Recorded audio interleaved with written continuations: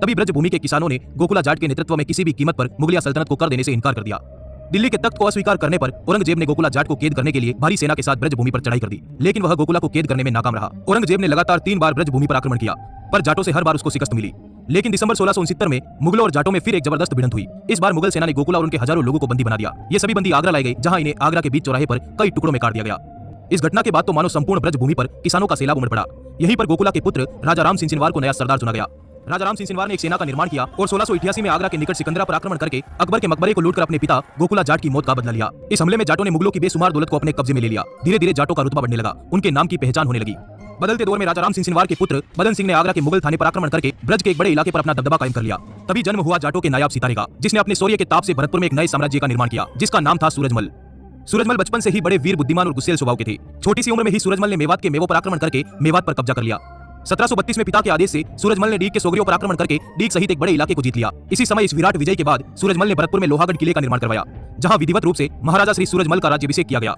यह वही सूरजमल है जिसने दिल्ली के बादशाहों को 1 महीने तक दिल्ली में कैद कर दिया था। जाटों के अफलातून के नाम से मशहूर महाराजा सूरजमल ने दिल्ली के अकूत मुगल खजाने को अपने कब्जे में ले लिया। बागड़ू की लड़ाई में 7 राज्यों की सेनाओं को एक साथ पराजित करके अपनी धाक कायम कर दी।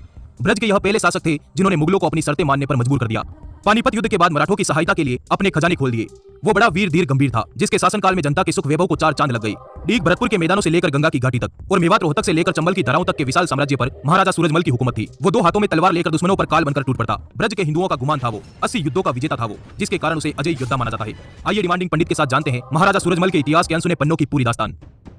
साल 1743 में जयपुर के गजपति महाराज जय सिंह के निधन के बाद उनके 2 पुत्रों ईश्वरी सिंह और माधो सिंह के बीच राजगद्दी को लेकर युद्ध छिड़ गया। राजा माधो सिंह की माता मेवाड़ की राजकुमारी थी, जिसके चलते मेवाड़, जोधपुर, बूंदी, कोटा और मराठाओं ने संयुक्त रूप से माधो सिंह को जयपुर का महाराज स्वीकार कर लिया। जबकि भरतपुर के महाराज सूरजमल ने अपने जिगरी मित्र जय सिंह को दिए वचन के लिए और राजपूत परंपरा अनुसार बड़े पुत्र ईश्वरी सिंह को गद्दी पर बैठाने का निश्चय किया। इसी के परिणाम स्वरूप साल 1743 को बागड़ू के मैदानों में काल के सभी विशाल हिंदू साम्राज्य आपस में भिड़ गए। युद्ध के मैदान में महाराजा सूरजमल ने अप्रतिम शौर्य दिखाया। वीर की बेहतरीन युद्ध नीति और चढ़ती जवानी के खोलते रक्त ने युद्ध का पासा अपने पक्ष में मोड़ लिया। महाराजा सूरजमल को 2 हाथों में तलवार लेकर लड़ते देख राजपूत योद्धाओं ने इस वीर का परिचय पूछा। तभी युद्ध के मैदान में एक मदमस्त दहाड़ सुनाई दी। नहीं जाटनी ने सही व्यर्थ प्रसव की पीर, जब जन्मा उसके गर्भ से सूरजमल सा वीर। इस युद्ध में विजयश्री के बाद तो संपूर्ण उत्तर भारत में महाराजा सूरजमल के नाम का डंका बजने लगा। महाराजा ईश्वरी सिंह का जयपुर की गद्दी पर राज तिलक करवाकर महाराजा सूरजमल भरतपुर की तरफ निकले, जहां संपूर्ण ब्रजभूमि महाराजा सूरजमल की जयकारों से गूंज उठी। लोगों को ब्रज के इस चमकते सितारे में अपना हिंदू योद्धा नजर आने लगा। इस भव्य जीत के बाद महाराजा सूरजमल ने अपने राज्य विस्तार के लिए अपनी सेना को संगठित करते हुए भयानक युद्धों का शंखनाद किया। उन्होंने ब्रजभूमि से मुगलों का नामो निशान मिटाने की कसम खाई। जल्द ही महाराजा सूरजमल ने रेवाड़ी, नीमराना, मथुरा, मेवात और गुरुग्राम के किलों को फतेह करके अपने राज्य की सीमाओं को दिल्ली के दरवाजे तक मजबूत कर दिया। इस समय दिल्ली की गद्दी पर मुगल बादशाह अहमद शाह बहादुर की हुकूमत थी। अहमद शाह ने महाराजा सूरजमल की इस बढ़ती ताकत का जवाब देते हुए अपने वजीर मीर बख्शी के